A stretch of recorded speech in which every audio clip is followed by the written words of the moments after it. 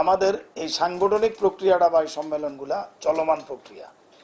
আমাদের মানে এটা দ্বিবার্ষিক সম্মেলন হয় উপজেলাগুলা, এবং আমাদের জেলাগুলা ত্রিবার্ষিক সম্মেলন।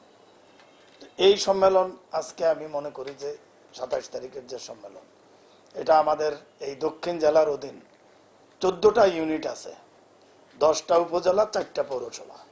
এটা নিয়ে হলো আমাদের এই দক্ষিণ জেলা বিএনপি। তো এখানে এই 27 তারিখে আমাদের প্রতিটা উপজেলা থেকে কাউন্সিলর, পৌরসভা থেকে কাউন্সিলর, সর্বমোট কাউন্সিলর হলো এখানে 1414 জন। তার পাশাপাশি ডেলিগেট এবং অসংখ্য নেতা কর্মী এবং জনগণ যারা বিএনপিকে ভালোবাসে। কারণ দীর্ঘদিন এই ধরনের একটা অনুষ্ঠান আমরা করতে পারি না, বিভিন্ন যে আপনার যে অত্যাচারিত সরকার ছিল তার কারণে অনেক সময় অনেক কিছু ব্যাঘাত ঘটেছে। যদিও আমরা এগুলার ওভারকাম করেছি, আপনারা দেখেছেন বিভিন্ন বিভাগীয় সমাবেশ, আন্দোলন সংগ্রামে অনেক কিছু মিটিং মিছিল আমরা ছিলাম, আমরা সবসময় রাজপথেই ছিলাম।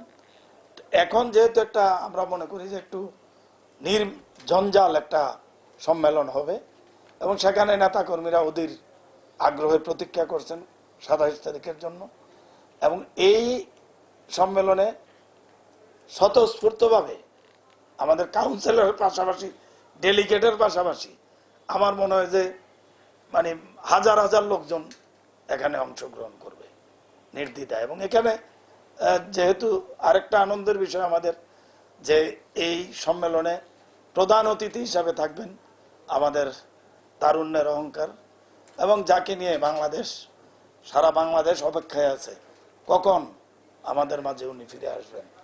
সেই প্রিয় নেতা, বাংলাদেশ জাতীয়তাবাদী দলের ভাইস চেয়ারম্যান, এবং বিগত আন্দোলন সংগ্রামের 17 বছর ফ্যাসিস্ট হাসিনা বিরোধী আন্দোলনে যিনি ফিজিক্যালি না হলো প্রত্যক্ষ নেতৃত্ব দিয়েছেন, আমাদের সার্বক্ষণিক উনি আমাদের দিক নির্দেশনা দিয়েছেন। ওনার দিক নির্দেশনায় আমরা আন্দোলন সংগ্রাম করেছি দীর্ঘ 16-17 বছর।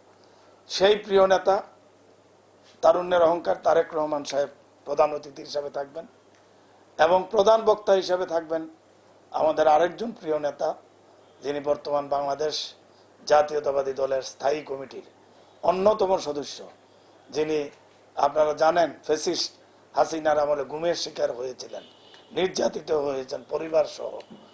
সেই প্রিয় নেতা, এককালীন সংগ্রামী তুকুর ছাত্র নেতা ছিলেন জনাব সালাউদ্দিন ভাই, উনি থাকবেন প্রধান বক্তা হিসেবে। এবং উদ্বোধক হিসাবে থাকবেন আমাদের যে সাংগঠনিক টিম আছে কুমিল্লা বিভাগের, তার প্রধান যিনি আছেন এখন সমন্বয়কারী জনাব বরকতুল্লাহ বুলু ভাই, উনি দলের ভাইস চেয়ারম্যান, সাবেক এমপি, সাবেক মন্ত্রী। উনিও উপস্থিত থাকবেন, এককালীন সংগ্রামী যুব নেতা বুলু ভাই থাকবেন। এবং আমাদের দলের সাংগঠনিক সম্পাদক অধ্যক্ষ সেলিম ভুইয়া, এবং আমি থাকবো, আমাদের আরো অন্যান্য কেন্দ্রীয় নেতৃবৃন্দ অনেকেই থাকবে। এবং আমাদের জাকারিয়া তাহের সুমন সাহেব, যার নেতৃত্বে অত্যন্ত অল্প সময়ের মধ্যে, তাকে ধন্যবাদ জানাতে হয় এই কারণে যে এটা কুমিল্লা দক্ষিণ জেলায় একটা নজির সৃষ্টি করেছে। স্বল্প সময়ের মধ্যেই এই জেলার সমস্ত ইউনিটগুলা কমপ্লিট করে সে একটা সফল সম্মেলনের দিকে এগিয়ে যাচ্ছে। উনি সভাপতিত্ব করবেন এবং সঞ্চালনায় থাকবেন আমাদের আরেকজন প্রিয় এককালীন সংগ্রামী ছাত্র নেতা, যুব নেতা, বর্তমানে দক্ষিণ জেলার সংগ্রামী সদস্য সচিব, আন্দোলন সংগ্রামী যিনি ছিলেন, সাবেক ছাত্র নেতা আশিকুর রহমান মাহমুদ ওয়াসিম সহ আমাদের মহানগরীর প্রেসিডেন্ট, সেক্রেটারি সহ অনেক নেতৃবৃন্দ, কেন্দ্রীয় অনেকেই থাকতে পারেন। তো আমরা আশা করি একটা সবার সম্মিলিত প্রয়াসে একটা সফল সম্মেলন কুমিল্লায় হবে। আমাদের বাংলাদেশ জাতীয়তাবাদী দল দীর্ঘদিন আমাদের এই এক পথ চলা, দীর্ঘদিনের পথ চলা, এটাতে আমাদের সাংগঠনিক কর্মকাণ্ড, বিভিন্ন সময়ে আন্দোলন সংগ্রাম, সবকিছুতে আমাদের নেতা কর্মীদের পদচারণা ছিল। আজকে দীর্ঘ প্রতীক্ষিত বাংলাদেশ জাতীয়তাবাদী দল কুমিল্লা দক্ষিণ জেলার সম্মেলন আগামী 27 তারিখ অনুষ্ঠিত হতে যাচ্ছে।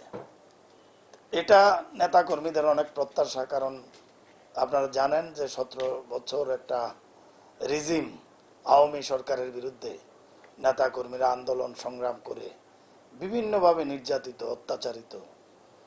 তো তার মাঝে এই কুমিল্লা দক্ষিণ জেলার সম্মেলনটা আমি মনে করি অত্যন্ত গুরুত্ব বহন করে। পাশাপাশি সামনে আমাদের ফেব্রুয়ারিতে আমাদের সেই আকাঙ্ক্ষিত একটা নির্বাচন, জাতীয় নির্বাচন আমরা আশা করি। যেহেতু বর্তমান অন্তর্বর্তীকালীন সরকার এটা রোডম্যাপ ঘোষণা করেছে, ফেব্রুয়ারির মধ্যেই নির্বাচন হবে, আমরাও আশান্বিত যে এর মধ্যেই নির্বাচন হতে। এরই মধ্যে এই সম্মেলনটা আমি মনে করি যে আমাদের নেতা কর্মীদের মাঝে একটা প্রাণচাঞ্চল্য ফিরে আসছে। এবং আপনারা জানেন যে আমরা সর্বশেষ সম্মেলন করেছিলাম 2009 সালে। সেটা তখন ওখানে দক্ষিণ জেলা বিএনপির আহ্বায়ক ছিলেন বেগম রাবেয়া চৌধুরী।